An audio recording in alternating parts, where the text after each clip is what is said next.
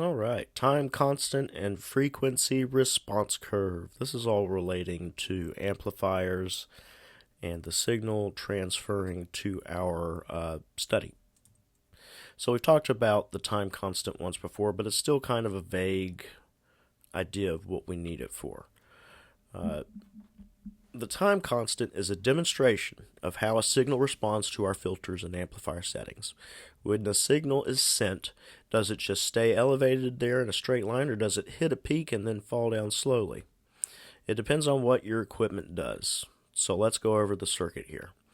The battery is a device that actually creates an electrical potential chemically, whereas a capacitor is one that just can receive it and be charged by current, and then it stores it.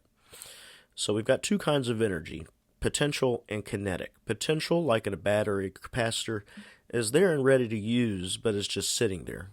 Kinetic energy is energy in motion. When the circuit is open or not fully connected, the battery just has potential energy. When we close the circuit, the battery produces the charge from the chemical reaction, making kinetic or moving energy. We also know that about current, which we know about resistance. Sometimes it's necessary for a resistor to be applied to a circuit for a number of reasons. Now we have a switch on our current. When the switch closes to the circuit, the potential energy is poised and ready to go. There's a big first jolt of current to the capacitor. As the voltage builds up to the capacitor, the current fades to zero. And once the capacitor is charged, the voltage is equal to the battery, so the current is now zero because there isn't an electrical difference to pass along. So the time it takes for a capacitor to charge and then dissipate the current to zero is the time constant. Well then, fantastic. Why in the world do we need to know this? Well, unfortunately, this is how we calibrate our equipment in the sleep lab and make sure everything we record is the same standard set for all the other patients. Standardization means the signals are going to look the same, so from one person's brainwaves are gigantic and another's are tiny, or look totally different.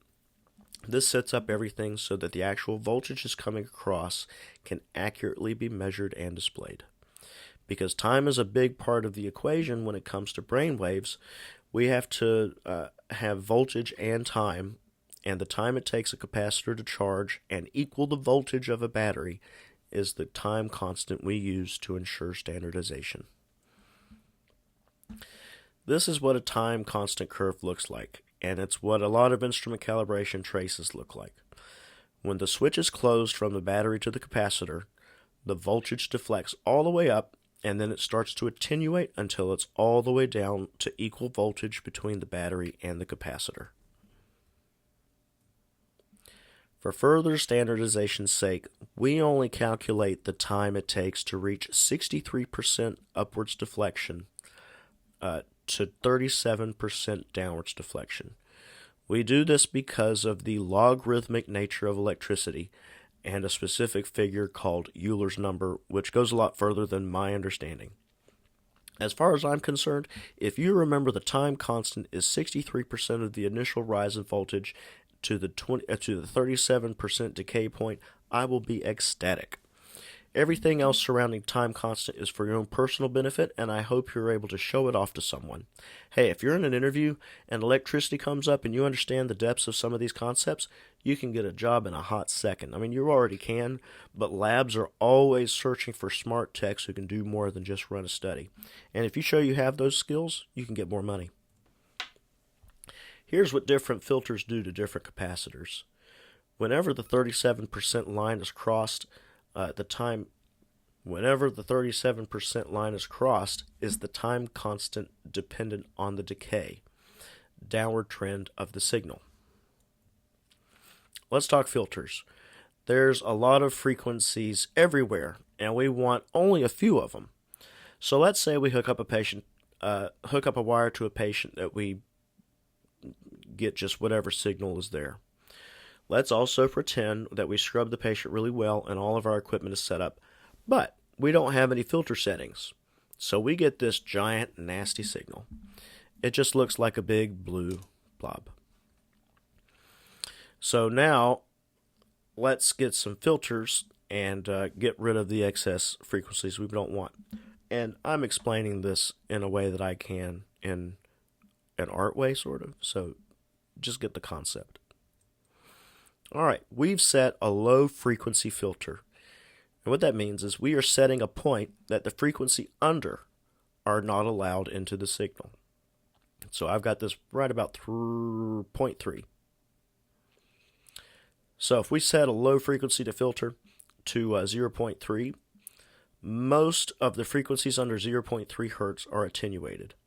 These are also called high-pass filters because everything above 0.3 hertz is allowed into the signal until we put in a high-frequency filter. Let's set a high-frequency filter at 35 hertz. That means everything above 35 hertz will be attenuated from the signal. They're also called low-pass filters because everything below 35 hertz is included in the signal. Believe me, I get the low and high confused all the time, but if you just take a second and think about it, you can get it straightened out. Here's what it looks like with the high frequency filter at 35 hertz and the low at 0.3 hertz. Only that small blue bar right here in the middle are the frequencies that we're going to get for the most part. Here's a better visualization. This is what a filter is attempting to do. Only show you the signal frequencies you want. For us in EEG, we want a low frequency filter of 0.3 and a high frequency filter of 35.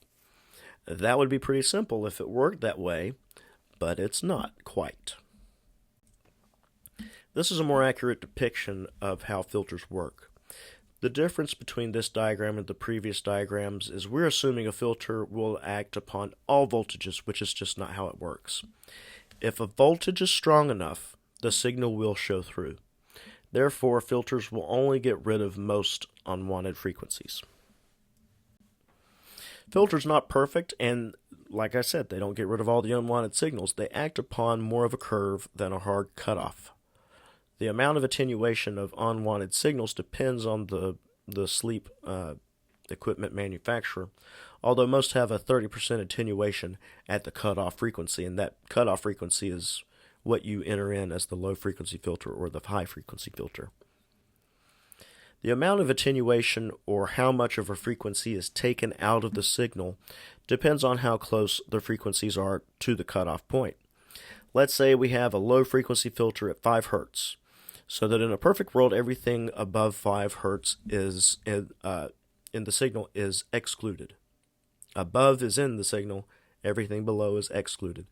But with a frequency roll-off curve, only attenuates the signal instead of a hard cutoff like that. So a 5 hertz low frequency filter will almost completely eliminate a 0.2 hertz signal, will severely reduce a 3 hertz signal. It will also slightly reduce 10 hertz signals and have virtually no effect on a 20 hertz signal.